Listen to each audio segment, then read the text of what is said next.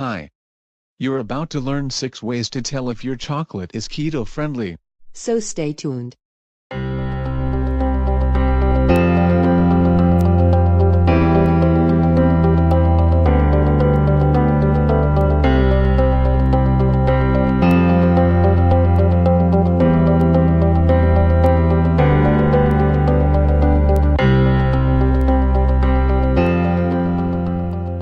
Hi. Welcome to the Go-To Chocolate Store. My name is Roy, and this is my wife, Billie Jean. Hello. So, is your chocolate keto-friendly? Today Billie Jean will be presenting 6 ways to tell. But first, through the magic of video, we will be transported to our video room. Let's go. So Billie Jean, why are we discussing keto chocolate? Well, Roy, ketogenic or keto diets are becoming increasingly popular, and for good reason. The potential health benefits include weight loss, diabetes reversal, normalized blood pressure, and a reduction in IBS symptoms, just to name the most common. But many people, including me, are concerned about having to give up our favorite health food, chocolate, to satisfy the requirements of this diet. So, how can you tell if your chocolate is keto-friendly? I'm guessing that you can tell us about 6 ways. Yes, I can, but first, let's talk about the requirements of a ketogenic diet. That's a good idea. Now, isn't a keto diet all about reducing carbs? You are partially right, Roy. A keto diet does call for reducing or eliminating carbs found in sugary foods, pastas, and breads. And it also encourages avoiding rice, beans, and potatoes. But that's only part of the keto diet. You must replace those empty carbs with real foods, including vegetables, those foods that maintain your protein like meat and nuts, and more healthy fat. What? Eat more fat? No, I said eat more healthy fat. In fact, a strict keto diet calls for 5 to 10% of your calories from carbs, 15 to 30% of your calories from protein, and 60 to 75% of your calories from healthy fats. Well, that's interesting. But what does it mean? How many carbs can I actually eat? Everyone has slightly different needs, but this translates to between 20 and 50 grams of carbs every day. And when your body runs out of carbohydrate glucose, it will start producing fat-based ketones for its fuel. This usually takes 2 to 7 days if the keto diet is religiously followed. But the remarkable health benefits of the keto diet have been known and studied for decades. So, what kind of results can we expect when we commit to a ketogenic diet? When you cut carbohydrate from your diet, your blood sugar, glucose, begins to run low. Your body needs an alternative fuel supply, so it begins to make ketones. This process is called ketosis.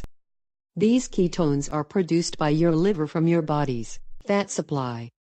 And they serve to fuel your body and brain even more efficiently than glucose. Potential benefits of ketosis are weight loss, less hunger, and more energy. Other potential benefits may be less seizures, diabetes reversal, normalized blood pressure, healthier cholesterol, better mental health, and many other potential benefits. Wow! This sounds too good to be true. Are there any negative side effects?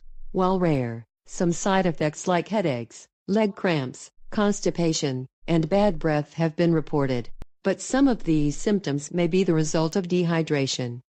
Carbs cause you to retain water, so when you cut carbs, you need to make up for some of that loss of water. Okay. So how can I tell if my favorite chocolate is keto-friendly? I'm about to give you 6 ways to tell. Few chocolates will have them all, but they are just indicators. Everything that you need to make an informed choice can be found on the label of the chocolate you purchase. And I think that a good place to start would be to look for organic and ethically sourced chocolate labels on the packaging. Labels like USDA, Fair Trade, UTZ, and others.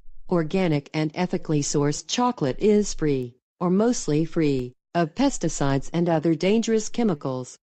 And any healthy diet should be as free of toxins as possible. Yes. I agree. Next, you need to purchase the darkest and rawest chocolate that you can find and tolerate. Keto-friendly chocolate is very low in carbohydrates. And typically, the darker and rawer the chocolate, the lower the carbohydrate content. I look for chocolate with 85 to 100% raw cacao with no sugar. The third way to tell is the chocolate is made with raw, unroasted cacao, not cocoa. This is not just a difference in spelling. The unroasted cacao, COCAO, is as close to unprocessed as you can find. This is the healthiest form available.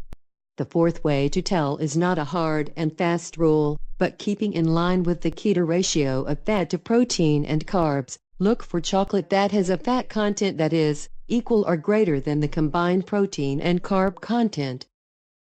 The fifth way to tell is low or no sugar. And, if a sweetener is used, it should be a natural ketogenic sweetener like stevia or monk fruit. Processed sugar is a no-no in a ketogenic diet.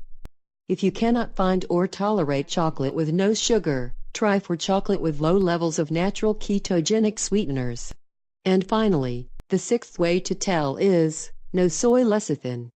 This is somewhat based on personal preference, but here are some facts about soy lecithin. I see soy lecithin in a lot of foods. Is it dangerous? Well, you decide. Lecithin is a generic term applied to any yellowish, fatty substance that naturally occurs in plant and animal tissues. It's chemically extracted from inexpensive sources like canola, eggs, milk, soy, and sunflowers, and added to commercially made foods so the ingredients don't separate out, and it gives food a creamy texture. Well, that all sounds good. It comes from plants or animals and adds a consistency and creaminess to our commercially made foods. What's wrong with that? It's not that simple, Roy. Nothing ever is. Lecithin is extracted using a chemical solvent, usually hexane, and the chemical residue of hexane left on commercial foods is not regulated by the FDA after the fact. But that does not necessarily mean that it is safe. Soy lecithin is commonly used in chocolate to keep it from separating. Soy contains phytoestrogens, a substance that can confuse normal hormonal processes. But the trace amounts found in most foods is not considered dangerous for most healthy people.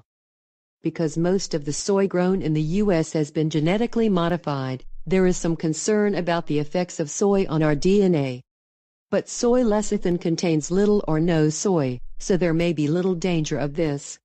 As I mentioned earlier, the FDA does not regulate the hexane residue, so there is the possibility, however slight, that some residue is present. The presence or absence of soy lecithin may not be a deciding factor in the keto-friendliness of your chocolate, but it is something else to consider. Wow. This is a lot to consider. Yes, it is. And as I said in the beginning of this presentation, these are only indicators of how your chocolate will fit into your overall keto diet. There is one more thing to consider. More? A typical chocolate bar may contain 2, 3, or more servings. If the carb content exceeds the requirements of your keto diet, eat less than 1 serving. That could be difficult for me. Yes. But as you know, Roy, good health requires discipline. Yes. Any suggestions on where I can find a little of that? That's my job in this family, Roy. You can find more detailed information on these keto indicators in my written post. But before you go, what is your favorite keto-friendly chocolate? Tell us in the comment section below. Yes, and let us know what you think of this video. And, as always, don't forget to visit our store. And be sure to follow us on our Facebook page and our YouTube channel. This is Billie Jean. And Roy. At the Go to Chocolate Store. We'll see you soon, and have a blessed day.